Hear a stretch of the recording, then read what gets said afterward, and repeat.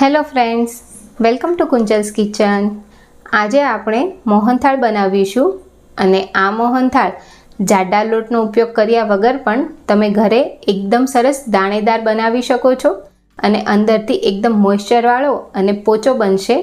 તો કંદોઈની બધી જ ટિપ્સ સાથે આજે આપણે મોહનથાળ બનાવીશું. તો તમારા ઘરે પણ પહેલી વારમાં જ મોહનથાળ એકદમ સરસ પરફેક્ટ બનશે.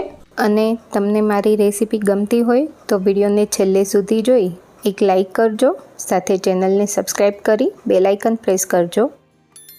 મોહનથાળ બનાવવા માટે અહીં મેં 2 કપ ચણાનો લોટ લીધો છે અને કપને આ રીતે ફૂલ ભરીને લેવાનો છે. અત્યારે જે એકદમ બારીક પીસેલો લોટ હોય એ જ લેવાનો છે અને લોટને ચાળી લઈશું. અત્યારે મેં કપના માપથી બધું મેઝરમેન્ટ લીધું છે. તમે ઘરની કોઈ પણ વાટકીનું માપ સેટ કરી એ રીતે આગળના માપ લઈ લેવાના. તો આ રીતે લોટ એકવાર ચડાઈ જાય એ પછી તેને સાઈડ પર રાખીએ અને હું તમને બીજા માપ બતાવું છું. તો અહીં આપણે 2 કપ ચણાના લોટની સામે 1 કપ ઘી, 1 કપ ખાંડ અને અડધો કપ દૂધ લેવાનું છે. તો જેટલો લોટ હોય તેનાથી અડધું ઘી અને તેનાથી અડધી ખાંડ એ રીતે લેવાનું છે અને લોટના ચોથા ભાગનું દૂધ લેવાનું છે. એટલે મેં અડધો કપ દૂધ લીધું છે. તો આ માપથી જો તમે મોહનથાળ બનાવશો તો તમારો મોહનથાળ એકદમ પરફેક્ટ, કણીદાર અને મોઇશ્ચરવાળો બનશે. હવે સૌથી પહેલાં લોટમાં ધાબો દેવાનો છે. તો જે 1 કપ ઘી લીધું હતું એમાંથી જ માપીને 3 ચમચી ઘી લેવાનું છે લોટમાં. અને અત્યારે મેં 3 મોટી ચમચી લીધું છે અને તેની સાથે જ 3 મોટી ચમચી દૂધ લઈશું. તો દૂધ થોડું હુંફાળું હોય એવું જ લેવાનું છે અને બંને વસ્તુને લોટમાં પ્રોપર મિક્સ કરી લઈશું અને લોટને ધાબો દઈ દઈશું. તો આ પ્રોસેસ કરવાથી તમારો ઝીણા લોટમાંથી પણ એકદમ દાણેદાર મોહનથાળ બનશે અને લોટમાં એકદમ સરસ કણીઓ પડશે. તો એકવાર બધી જ વસ્તુ મિક્સ થાય એ પછી લોટને આ રીતે મુઠ્ઠી બાંધવાની. તો અત્યારે જોઈ શકાય છે કે મુઠ્ઠી પ્રોપર બંધાઈ રહી છે. જો આ રીતે મુઠ્ઠી ના બંધાતી હોય તો તમે હજુ અડધી ચમચી ઘી અને અડધી ચમચી દૂધ નાખી આ રીતનું પરફેક્ટ મોણ લોટમાં કરી દેવાનું છે. એ પછી લોટને આ રીતે બંને હથેળીની મદદથી થોડો ઘસી લઈશું, જેથી લોટની કોઈ મોટી કણીઓ પડી હોય તો એ ભાંગી જશે અને લોટ ચાળવામાં તમને એકદમ સરળતા રહેશે. આટલું થાય એ પછી લોટને ઢાંકીને 10થી 15 મિનિટ રેસ્ટ આપીશું. અત્યારે મેં લોટને દબાવીને નથી રાખ્યો. તમને ગમે તો લોટને થોડો પ્રેસ કરીને પણ રાખી શકાય છે. હવે લોટ ચાળીશું તો તેના માટે મેં અહીં ચોખા ચાળવાની ચાળણી લીધી છે, જેના આ રીતના મીડિયમ સાઇઝના હોલ હોય છે. તેમાં લોટ ચાળવાનો છે જેથી એકદમ પરફેક્ટ સાઇઝની કણીઓ પડશે લોટમાં અને મોહનથાળ એકદમ દાણેદાર બનશે.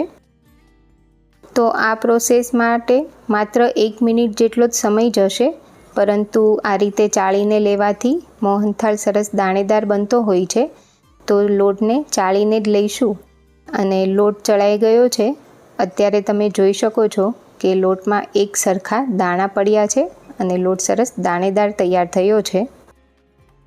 હવે લોટને શેકી લઈશું. તો અહીં 1 કપ ઘી લીધું છે અને ઘી થોડું ગરમ થાય એટલે તેમાં ચાળીને તૈયાર રાખેલો લોટ લઈ લઈશું.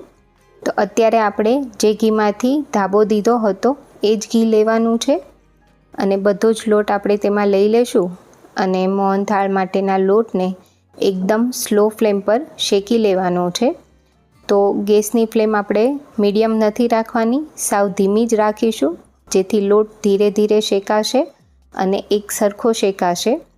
તો પહેલાં સ્ટાર્ટિંગમાં આ રીતે તમને મિશ્રણ થોડું હાર્ડ લાગશે, પરંતુ જેમ જેમ લોટ શેકાશે તેમ તેમ તેનું ઘી રિલીઝ થશે અને લોટ થોડો હળવો થઈ જશે.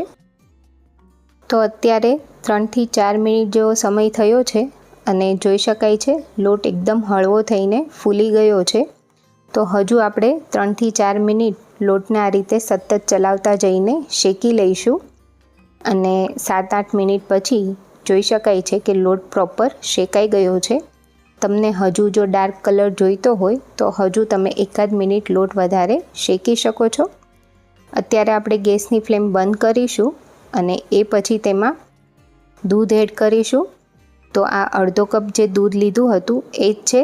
તેમાંથી 3 થી 4 ચમચી પહેલાં દૂધ લઈશું અને દૂધ નાખશો એટલે લોટમાં આ રીતે ઉફાણ આવશે.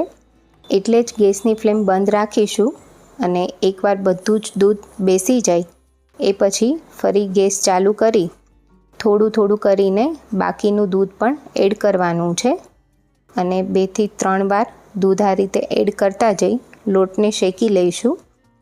તો આ રીતે મોહનથાળમાં દૂધ નાખવાથી મોહનથાળનો કલર પણ સરસ આવે છે અને તેમાં કણીઓ પણ એકદમ સરસ પડશે અને જે મોહનથાળની કણી છે એ સરસ સોફ્ટ થઈ જશે એટલે તમારો મોહનથાળ એકદમ મોઇશ્ચરવાળો બનશે. તો અત્યારે જોઈ શકાય છે કે મોહનથાળ પ્રોપર શેકાઈ ગયો છે. દૂધ નાખ્યા પછી 1 મિનિટ જેવો મોહનથાળને શેકી લઈશું અને અત્યારે શેકેલા લોટને સાઈડ પર રાખીશું. હવે આપણે ચાસણી તૈયાર કરીશું. તો તેના માટે અહીં 1 કપ ખાંડ લીધી છે અને ખાંડથી અડધું એટલે કે અડધો કપ પાણી લઈશું. બંને વસ્તુને મિક્સ કરીને સતત ચલાવતા રહીશું અને એક તારની ચાસણી તૈયાર કરીશું. તો 3 થી 4 મિનિટ જેવું થશે એટલે આ રીતે ચાસણી એકવાર ચેક કરવાની છે. તો એક ડ્રોપ અલગ વાસણમાં લઈ તેને થોડું ઠંડુ કરીશું અને પછી ચેક કરીશું. તો અત્યારે જોઈ શકાય છે કે પ્રોપર એક તાર નથી બની રહ્યો એટલે ફરીવાર આપણે ગેસ ચાલુ કરીને 1 મિનિટ ચાસણીને ઉકાળી લઈશું. તમે જ્યારે પણ ચાસણી ચેક કરતા હોય ત્યારે ગેસની ફ્લેમ બંધ કરી દેવાની છે. એટલે જો તમારી ચાસણી તૈયાર થઈ ગઈ હોય તો એ વધારે પડતી આકરી ના થઈ જાય. 1 મિનિટ ચાસણીને કૂક કર્યા પછી ફરી આપણે ચેક કરીશું. તો આ રીતે અલગ એક ડ્રોપ લેશું અને તેને થોડું ઠંડુ થવા દઈશું. એ થોડું ઠંડુ થાય એ પછી તાર ચેક કરીશું. તો અત્યારે તમે જોઈ શકો છો કે એક તાર પ્રોપર બની રહ્યો છે. તો આ રીતે પ્રોપર એક તાર બનવો જોઈએ. એ પછી તેમાં ચપટી કરતાં પણ થોડો ઓછો મેં ઓરેન્જ ફૂડ કલર લીધો છે. કલર નાખવો ટોટલી ઓપ્શનલ છે. અને હવે તેમાં ઇલાયચી અને જાયફળનો પાવડર લઈશું 1 મોટી ચમચી. તો તેના માટે મેં 5 ઇલાયચી અને 1 ટુકડો જાયફળ લઈ આ રીતે ખાંડી લીધું છે. તો જાયફળ ઇલાયચીથી મોહનથાળની ફ્લેવર બહુ જ સરસ આવે છે એટલે આ તમે ચોક્કસથી નાખજો. બધું પ્રોપર મિક્સ કરી લઈશું અને તૈયાર કરેલી ચાસણીને શેકેલા લોટમાં એડ કરીશું. તો બધી જ ચાસણી લોટમાં લઈ લેવાની છે અને આ સમયે લોટનું ટેમ્પરેચર થોડું ડાઉન થયું છે. લોટ અત્યારે હજુ પણ ગરમ જ હશે અને ચાસણી પણ ગરમ હશે એટલે ગેસની ફ્લેમ ચાલુ કરવાની જરૂર નથી. તમે આ રીતે ચાસણીને મિક્સ કરતા જશો તેમ તેમાં બાઇન્ડિંગ આવતું જશે. આ સમયે જો તમને એવું લાગે કે બાઇન્ડિંગ નથી આવી રહ્યું તો તમે 1 મિનિટ ગેસ ચાલુ કરીને કૂક કરશો તો મોહનથાળનું પરફેક્ટ ટેક્સચર આવી જશે. અને અત્યારે મેં 1 મિનિટ જેવું આ રીતે મિક્સ કર્યું છે અને જોઈ શકાય છે કે થોડું ઘી રિલીઝ થવા લાગ્યું છે અને મોહનથાળ પેન પણ છોડી રહ્યો છે. બસ આટલું આપણે મિક્સ કરવાનું છે અને હવે મોહનથાળને ઠારી લઈશું. તો અહીં મેં એક કેક ટીન લીધું છે, તેને ઘીથી ગ્રીસ કરી લીધું છે અને એમાં મોહનથાળનું મિશ્રણ લઈ લેશું. તમે ઘરની કોઈપણ થાળીમાં પણ મોહનથાળ સેટ કરી શકો છો. હવે તેને સ્પ્રેડ કરી દઈશું પ્રોપર. તો મોહનથાળની થિકનેસ તમને જેટલી ગમે એ પ્રમાણે મોહનથાળને આ રીતે ઢાળી દેવાનો છે. એ પછી સ્પેચ્યુલાની મદદથી તેની સરફેસ આ રીતે સ્મૂથ કરી દઈશું અને હવે તેના પર થોડી બદામની કતરણ નાખીશું. અહીં તમે બદામની સાથે પિસ્તા પણ લઈ શકો છો અને તેને પણ થોડું આ રીતે સ્પેચ્યુલાથી પ્રેસ કરી દઈશું એટલે મોહનથાળની સાથે એકદમ સરસ સ્ટીક થઈ જશે. અને એ પછી 10 મિનિટ પછી મોહનથાળમાં આ રીતે કટ આપી દઈશું. તો મોહનથાળ હજુ થોડો ગરમ હોય ત્યારે તમે કટ આપશો એટલે સરળતાથી એ કટ થઈ જશે. તો અત્યારે હું મીડિયમ સાઇઝના સ્ક્વેર શેપ કાપી રહી છું અને એ પછી મોહનથાળને 1 થી 1.5 કલાક ઠંડો થવા દઈશું। 1 કલાક પછી મોહનથાળ એકદમ સરસ સેટ થઈ ગયો છે અને જોઈ શકાય છે કે એકદમ પરફેક્ટ ટેક્સચરવાળો મોહનથાળ તૈયાર થયો છે।